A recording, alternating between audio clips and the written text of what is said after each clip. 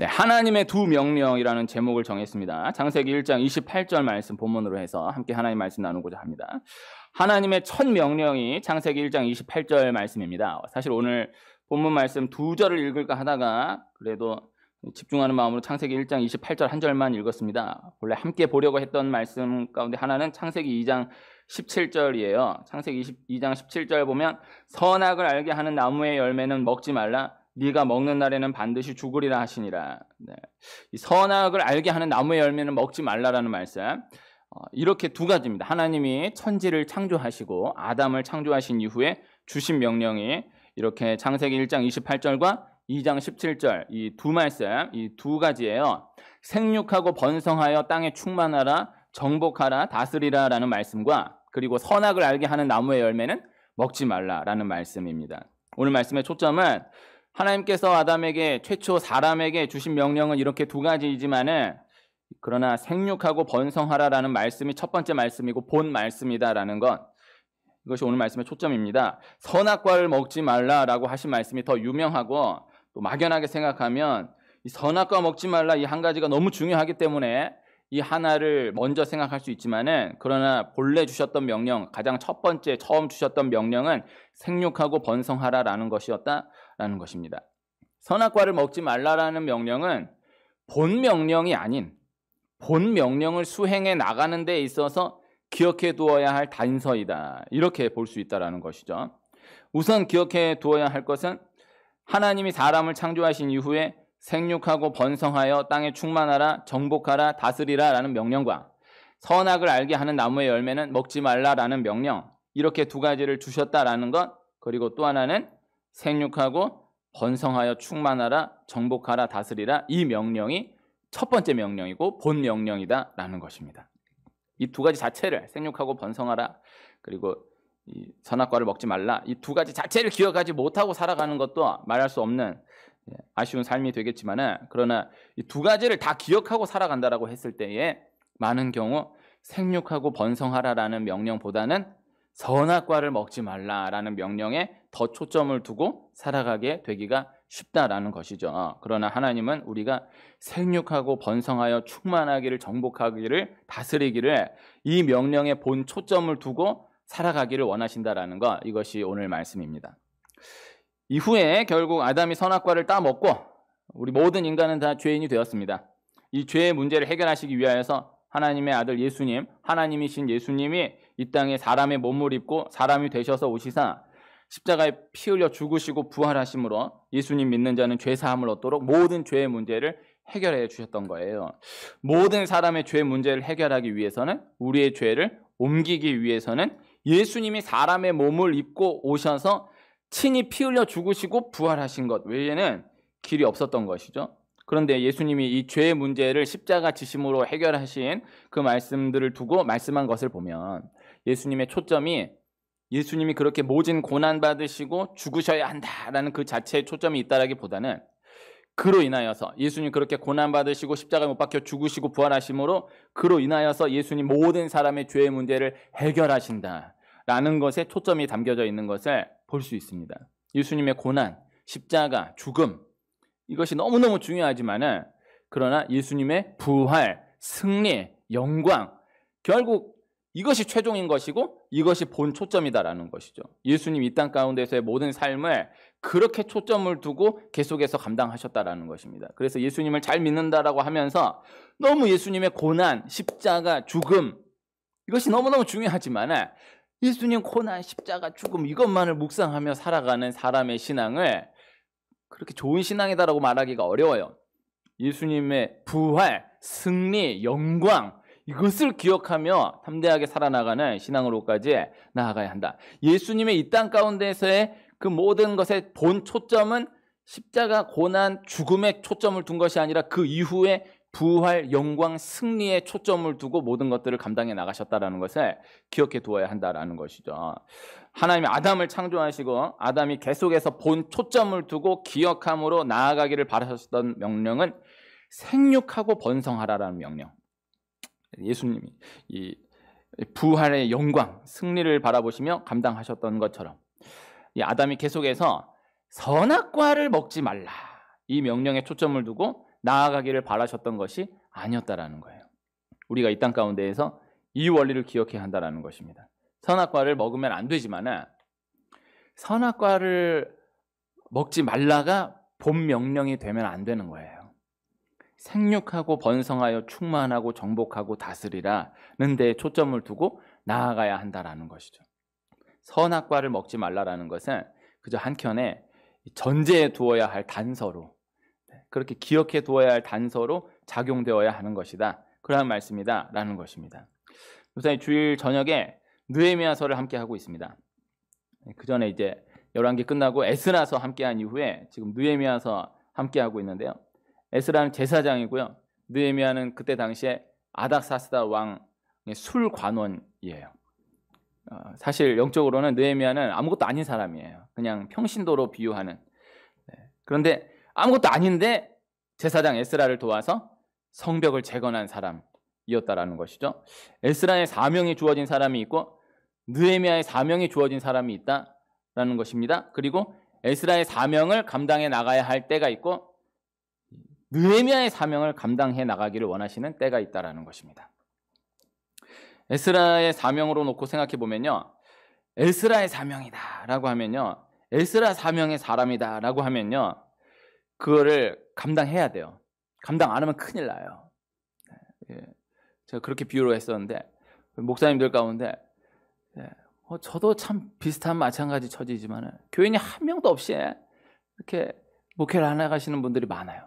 그 인간적으로 생각하면 아니 저렇게 교인이 한 명도 없는데 무슨 목사라고 목회를 하나.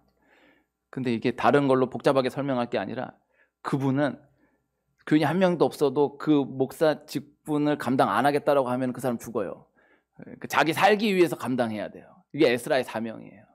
그러니까 감당하면은 좋고 감당 안 하면 할 수 없고가 아니고 감당 안 하면은 자기가 죽는 거야.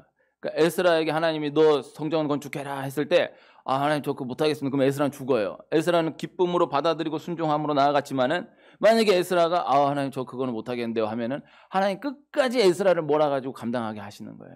그런데 느헤미야는 하나님 느헤미야에게 너 성벽 재건이 네 사명이다 라고 말씀하신 적이 없어요. 누굴 통해서도 말씀하신 게 없어요. 느헤미야가 지가 그 소식을 듣고 하나님 제가 감당하겠나이다 해서 에스라에 바짝 붙여서 제사장 에스라를 도와서 그 모든 사명을 감당하는 거예요. 느헤미야는 그 사명을 내 사명이다라고 받아들이지 않고 누군가 하겠지 하고 나는 모르는 일이 하고 넘기면 그럼 그렇다고 해서 느헤미야가 어떤 해가 가지 않아요. 하나님 느헤미야에게 말씀하신 사명이 아니에요. 그런 느헤미야가 자기 사명으로 받아들고 자원하여 감당함으로 하나님 기뻐하시고 그 느헤미야를 통해서 성벽 재건의 사명을 다 감당하게 하셨다라는 것이죠. 그래서 에스라의 사명으로 부르심 받은 자는 기쁨으로 감당하면 좋지만은 기쁨으로 감당 못하겠다라고 하면은 그 사람 죽어요. 근데 느헤미야의 사명을 감당하는 사람은 기쁨으로 감당하면 너무너무 귀하지만은 그러나 난 못하겠는데요 하고 넘어간다라고 해서 어떤 해가 가진 않아요. 그리고 개인으로 놓고 적용해 본다면 하나님 때로 에스라의 사명을 감당하게 하시는 때가 있다. 그 사명은 내가 감당 안 하면 죽는 거야. 가야 돼. 하기 싫어도 감당해야 되는 거야. 그런데 느헤미야의 사명은 이거는 내가 이렇게 못하겠다 해도 어떤 해가 가지 않아요. 그러나 하나님은 느헤미야의 사명으로까지 감당해 가기를 바라시는 하나님이시다라는 것입니다. 그래서 이 느헤미야가 하나님 자신에게 주신 명령이 아니고 누군가를 통해서 주신 명령도 아닌데 그저 예루살렘 소식을 전해 듣고 자원함으로 움직인 거예요. 하나님 그것을 귀하게 여기시는 거예요. 그래서 이 말씀 적용해 놓고 보면요, 하나님 우리가 느헤미야의 사명으로까지 감당해 나아가기를 바라시는 하나님이시다, 그렇게 원하신다라는 것. 그런데 느헤미야의 사명으로 감당해 나가지 못하면 계속해서 느헤미야의 사명이 감당이 주어지는 그 기회 가운데 계속해서 다 받아들이지 않고 넘어가면 후에는 에스라의 사명까지도 감당하지 못하는 사람으로까지 후퇴될 수 있다라는 것입니다. 우리가 하나님 앞에 하나님을 더욱 잘 믿는 자로 나아가기를 힘써야 하는 거예요. 그래서 에스라의 사명은 물론이거니와 느헤미야의 사명으로까지 압도적으로 전진해 나아가기를 하나님 바라신다라는 것이죠. 하나님 우리가 더 기도하기를 바라고 더 말씀 붙들기를 바라시고 하나님 더 사랑하기를 바라신다라는 것이죠. 그렇게 하나님 더 사랑하기를 바라는 자로 계속해서 나아가기를 원하신다라는 것이죠. 그런데 하나님을 더 잘 믿는 방향으로 나아가려 하는 것이 아닌 나는 그저 죄를 안 짓겠다라는 방향으로 나아가려 하는 것은 너무 아쉬운 방향이 될 수 있다는 거죠.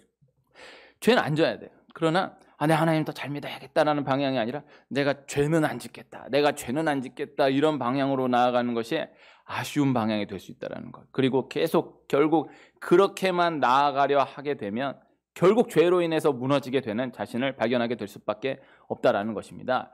그래서 어떤 무언가에 중독이 되어 있는 사람은요, 그 중독된 걸 두고 나 오늘은 절대 이거 안 하겠다, 이거 안 하겠다, 이렇게 나아가면 못 끊어요. 더 멀리 바라보며 자기가 감당해야 될 사명을 바라보며 나아가야 되는 거예요.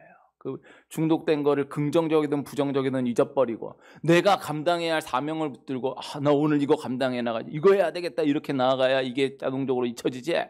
오늘도 내가 술을 안 마시리라, 오늘도 내가 술만큼은 안 마시리라, 이렇게 하면 결국 무너지는 거야.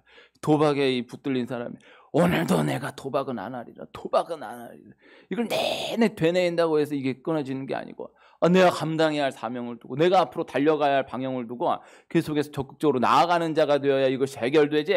이거에 매여가지고 나 이걸 오늘도 승리한다, 오늘도 승리한다, 이렇게 나아가기가 어렵다. 그래서 하나님, 우리가 하나님을 더 잘 믿는 자로, 하나님 더 사랑하는 자로 나아가기를 바라시지, 내가 오늘도 죄만큼은 안 짓겠습니다, 죄만큼은 안 짓겠습니다, 참 좋은 마음인 것 같지만은 하나님 그러한 방향으로 나아가기를 바라시지 않는다라는 것입니다. 하나님, 우리가 하나님을 기쁘시게 하는 자로, 또 하나님을 기뻐하는 자로 나아가기를 원하신다라는 것이죠.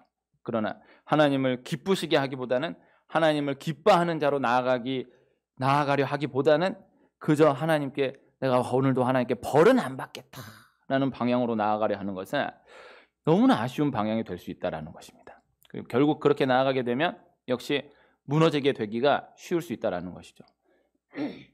그래서 똑같이 열심을 내는 것 같아 보여도 하나님을 기뻐하는 자로 나아가야지, 오늘도 하나님 기쁘시게 하는 자로 나아가야지 하며 나아가는 사람과 내가 오늘도 하나님께 벌 받으면 안 되지, 하나님 무서운 하나님이다, 오늘도 벌 받으면 안 돼, 이렇게 나아가는 사람은 겉보기에는 똑같이 열심을 내는 것 같아 보여도 그 중심축이 다른 거예요. 하나님 기뻐하는 자로, 하나님 기쁘시게 하는 자로 이렇게 나아가는 우리가 될 수 있기를 소원합니다.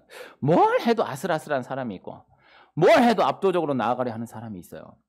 뭘 해도 하여튼 어떻게든 간신히 넘기려는, 그리고 일단 넘어가면 그것으로 되었다, 이렇게 여기는 사람이 있는가 하면 그저 넘기려는 데 초점을 두는 것이 아니라 그 안으로 들어가서 더 멀리, 더 깊이, 더 넓게 그렇게 나아가기를 힘쓰는 사람이 있다라는 것이죠.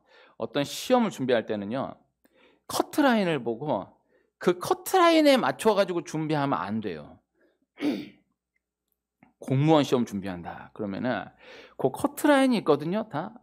그거 다 경쟁률 몇 대 몇 대 1 하는 것 같아도 그 안에서는 다 그래도 이 점수 넘으면은 합격한다, 그 커트라인이 있어요. 근데 그때 그 커트라인에 맞춰가지고 준비하면 안 돼요. 그거보다 최소 몇 퍼센트를 더 위에다 두고 그려놓고 준비해요.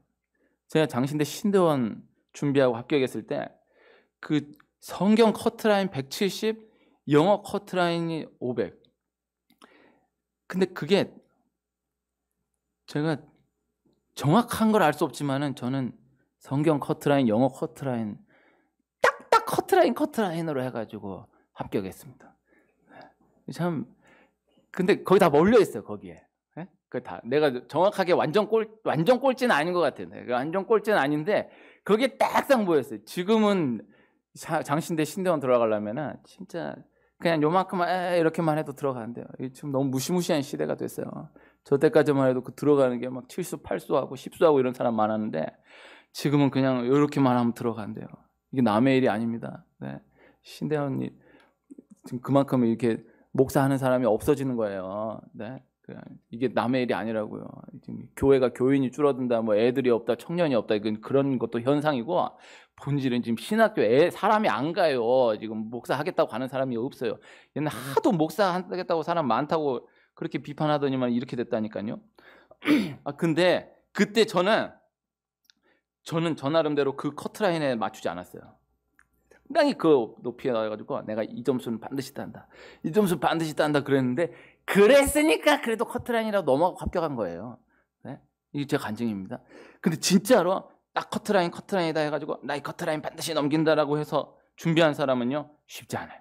반드시 그 커트라인보다 아예 자기의 생각에다 박아놔야 돼. 아, 내가 커트라인이 이만큼이지만 나는 커트라인이 이만큼인 걸로 알고 생각하고 준비하겠다가 아니라 아예 이걸 딱 싹 다 지우고 이만큼이 커트라인이다라는 걸로 생각하고 바짝 준비해야, 그래야 통과하기가 가능한 거예요. 하나님께 나아가는 자가 그렇게 나아가야 한다는 것입니다. 하나님 말씀하신 제사 가운데에 화목제가 있고 속죄제가 있어요. 속죄제는 반드시 죄를 속하기 위해서 드려야 하는 제사, 안 드리면 안 되는 제사. 그러나 화목제는 굳이 드리지 않아도 되는 제사. 그러나 하나님이 참으로 기뻐하시는 제사는 화목제예요. 하나님께 예배함으로 나아가는 그 자체가 참 귀한 거예요. 그러나 속죄제의 사람이 있는가 하면 화목제의 사람이 있는 거예요. 어떻게든 속죄제만 겨우겨우 드리면 그것으로 다 이렇게 여기는 사람이 있고, 어떻게든 내가 화목제까지 드리면 나아가야지 이렇게 원하며 나아가는 사람이 있는 거예요. 속죄제의 사람은 너무너무 버거운 거예요. 그러나 화목제의 사람은 어렵지 않은 거예요. 기쁨이 있는 거예요. 우리나라 전체가 계속 속죄제의 방향으로 나아가는 거예요. 주일날 낮예배 하나만 달랑달랑, 교회 나라 전체가 낮예배 하나만 달랑달랑 이렇게 지키며 나아가는 사람들이 너무 많은 거예요. 아예 교회가 낮예배 하나밖에 없는 거예요. 시당초 교회가 처음부터 낮예배 하나밖에 없어요.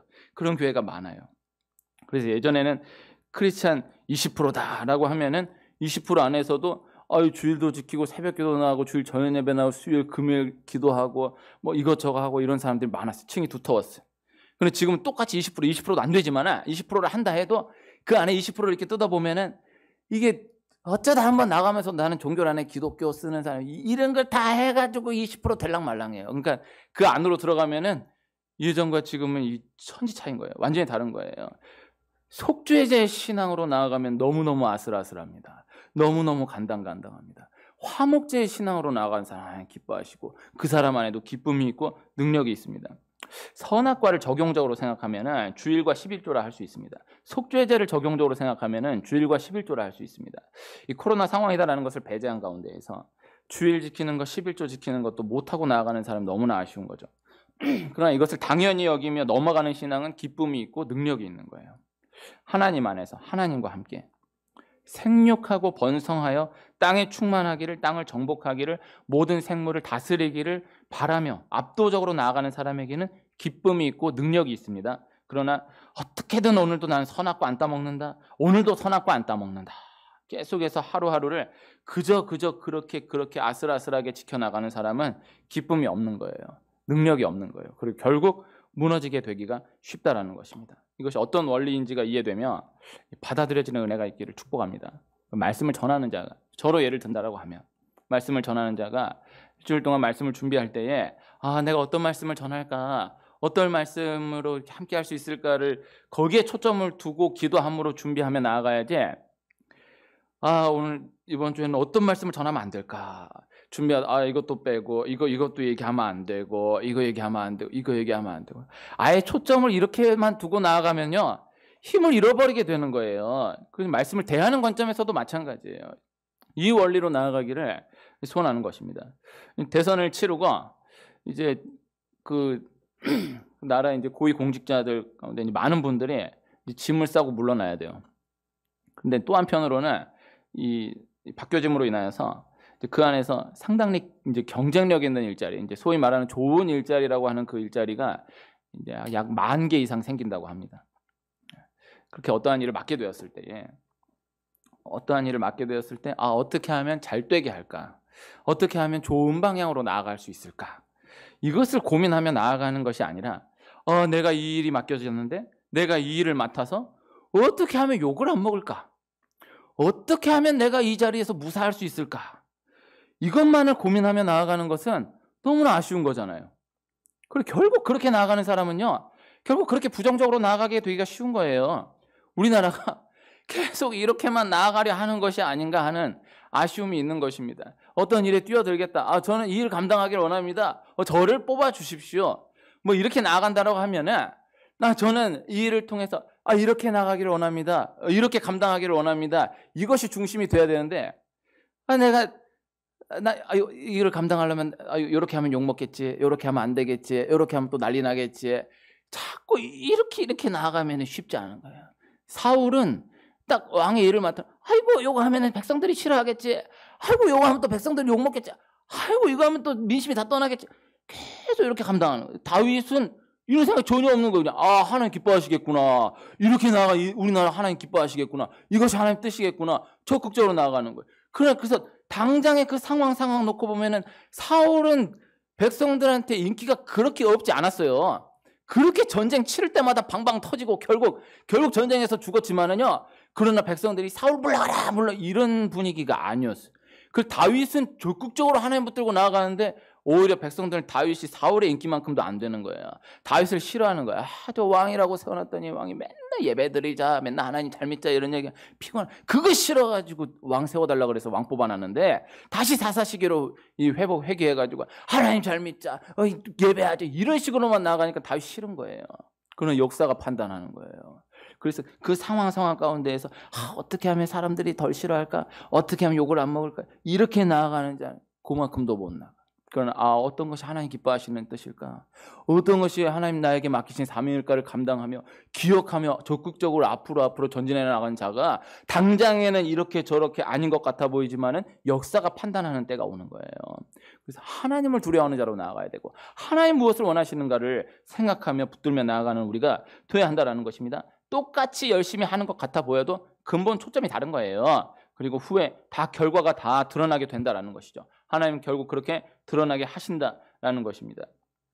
야구를 보면은 역대 홈런 타자 순위와 역대 삼진 순위가 참 많이 일치하는 것을 볼 수 있어요.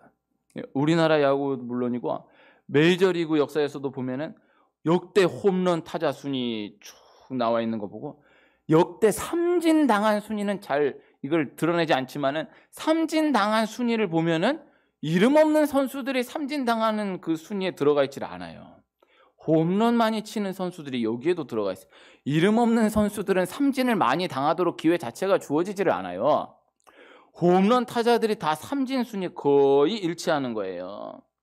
그런데 홈런 타자로 초점을 두고 나아가는 선수는 나는 감독이 나를 홈런 타자로 원하는 거다. 한방 중요한 때 한 방 쳐주기를 원하는 거다. 이것을 기억하며 나아가는 선수들 어떻게든 그 상황 가운데 홈런을 많이 치려 나아가는 거예요. 그래서 홈런 3번 기회 줬는데 3번 가운데서 한 번 홈런 친다고 해도 어마어마한 타자인 거예요. 3번 중에 한 번 안타 치는 것만 해도 어마어마한데 3번 중에 한 번 홈런 쳤다? 어마어마한 거예요. 10번을 실패해도 중요한 때 한 번 홈런 쳐줬다 그러면 모든 게 다 씻겨 내려가는 거예요. 그런데 그 상황 가운데에서 어떻게든 삼진 안 당하려고 어떻게든 욕은 안 먹으려고 어떻게든 비난은 안 받으려고 나아가는 선수들은 계속해서 움츠려드는 거예요. 아유 내가 여기서 못 치면 어마어마하게 욕먹겠지. 그래서 큰 경기에 강한 선수가 있고 잘 하는데도 큰 경기만 되면 주눅 들어가지고 계속 삼진만 당하는 선수가 있는 거예요. 마음 자세가 다른 거예요. 이 상황 가운데에서 내가 하면 진짜 내 영웅이 되는 거다. 안 되면 그만 욕먹고 끝나는 거지. 이렇게 나아가는 선수가 돼야지. 이 상황에 내가 타자가 하필 나한테 어떻게 이런 때 내가 서게 됐냐 해가지고 어떻게 욕을 안 먹어. 이렇게 나아가는 못 넘어가는 거예요. 안 되는 거예요. 그래서 어떻게든 홈런을 많이 치려 하는데 초점을 두고 나아가는 선수가 돼야지 어떻게든 삼진을 안 당하려는 데 초점을 두고 나아가려 하는 선수는 결국 그 가치를 잃어버리게 된다는 것입니다. 하나님께서 우리 한 분 한 분에게 주신 복이 있고 앞으로 주실 복, 맡기실 은혜가 있어요. 앞으로 맡기시고 함께 감당하기를 원하시는 것이 있어요. 그것을 기억하며 큰 꿈을 꾸며 나아가는 우리가 되기를 소원합니다. 자녀를 두고 아들아, 딸아, 앞으로 네가 이렇게 나가기를 소원하고 네가 이렇게 자라기를 바란다. 아빠는 네가 이렇게 감당을 바라고 너 그거 하고 싶다고 했냐? 그래, 난 네가 그걸 계속해서 이렇게 잘 감당해 나가기를 좋아한다. 그렇게 자라가기를 바란다. 내가 널 그렇게 길러가기를 소원한다. 이렇게 나아가는 자가 돼야지. 아들아, 딸아, 그저 오늘도 사고만 치지 마라. 오늘도 그냥 별일 없기를 바란다. 오늘도 어떤 선생님한테 전화만 안 오면 됐다. 이런 방향으로 나아가는 게 하여튼 욕만 얻어먹지 말아라. 이런 방향으로 이렇게 기른다라고 하면은 너무 아쉬운 거 아니겠어요? 이게 그런다라고 또 되는 게 아닌 거예요. 그래서 이 코로나19 이 상황을 지나는 가운데에 우리가 꼭 한켠에 창세기 2장 17절 선악을 알게 하는 나무의 열매는 먹지 말라. 네가 먹는 날에는 반드시 죽으리라. 이 명령을 기억해 두어야 해요. 아, 그래. 선악과는 먹으면 안 돼. 이 선악과를 통해서 선악과를 안 먹음으로 이것을 기억함으로 이 모든 것들을 다 하나님 나에게 맡겨주신 거야. 이게 내 거가 아니야. 이게 내 거가 아니고 하나님 나에게 맡겨주신 거야 라는 것을 한켠에 기억하는 거예요. 그러나 이것이 본명령이 되면 안 돼요. 선악과의 성경에서 가장 확실하게 이 비유로 나타난 이야기를 하나로 이 요셉이 보디발의 집에서 일했을 때 보디발의 아내를 생각해 볼 수 있어요. 그래서 선악과는 보디발의 아내예요. 그렇게 연결될 수 있어요. 이 보디발이 요셉이 너무 성실하니까 요셉에게 집안 모든 일을 맡겨요. 위임해요. 그래서 다 요셉이 실제로는 청직이지만은 종이지만은 그 현장 가운데에서는 그 종들 가운데 주인인 것처럼 다 모든 것들을 감당해 나가는 거예요. 보디발은 요셉에게 딱 위임하고 맡기고 보디발을 일 보러 나갔으니까 그 가정 안에서는 요셉이 일을 감당하는 거예요. 그런데 보디발의 아내가 이 요셉을 유혹하는 거예요. 그때 요셉이 뭐라고 대답합니까? 우리 주인이 나에게 모든 것을 맡겨주셨습니다. 그러나 금한 것은 당신뿐이니 어찌 내가 득죄하리이까. 그러니까 보디발의 아내만은 금했다라는 거예요. 물론 보디발이 뭐 요셉한테 내 아내는 안 된다 뭐 이렇게 얘기했겠어요. 그러나 요셉이 딱 그걸 기억하는 거예요. 자기가 보디발의 눈에 안 보이니까 실제로는 자기가 주인인 것처럼 다 하는데, 그런데 보디발의 아내가 있으므로 아, 내가 여기 주인이 아니다 라는 것을 기억하게 되는 거예요. 근데 거기서 정신이 나가가지고 보디발의 아내가 유혹한다고 해서 보디발의 아내하고 같이 이렇게 놀면은 이게 자기 정체성을 잃어버리는 거예요. 자기 선악과를 따먹는 거예요. 잃어버리는 거예요. 선악과는 반드시 있어야 되는 거예요. 선악과는 그냥 있음으로 존재함으로 그 근거가 되는 거예요. 하나님 이 모든 것들을 나에게 맡기셨어. 네 마음대로 먹으라고 하셨어. 네 마음대로 다스리라고 하셨어. 그러나 선악과를 보면서 그러나 하나님이 나에게 맡겨주신 거예요. 이게 본래 내 게 아니야. 본래 내가 마음대로 할 수 있는 게 아니야.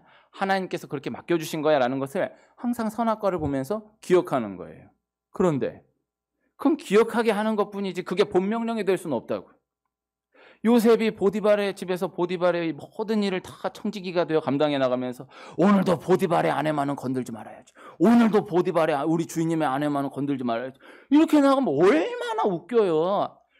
넉넉히 감당해 나가는. 그러나 그건 한켠이에요. 계속해서 이 창세기 1장 28절의 명령을 까먹어 버리면요. 창세기 1장 28절의 명령을 잊어버리면요. 2장 17절 명령까지도 까먹게 되는 거예요. 그래서 어떤 일을 맡겼을 때 목사다. 그래서 교회를 맡게 되었다라고 하면 오늘도 내가 하나님의 말씀을 전하는 자로 하나님의 일을 감당하는 자로 어떻게 감당해 나갈 수 있을까를 고민하게 나아가야지. 내가 어떻게 하면 오늘도 사고를 안 치고 어떻게 하면 욕을 안 먹고 이렇게 나아가는 게 얼마나 아슬아슬합니까? 일을 맡게 되었다라고 하면 내가 이걸 넉넉히 감당해야 되겠다. 어떻게 하면 감당해 나갈 수 있을까? 이렇게 나아가야지.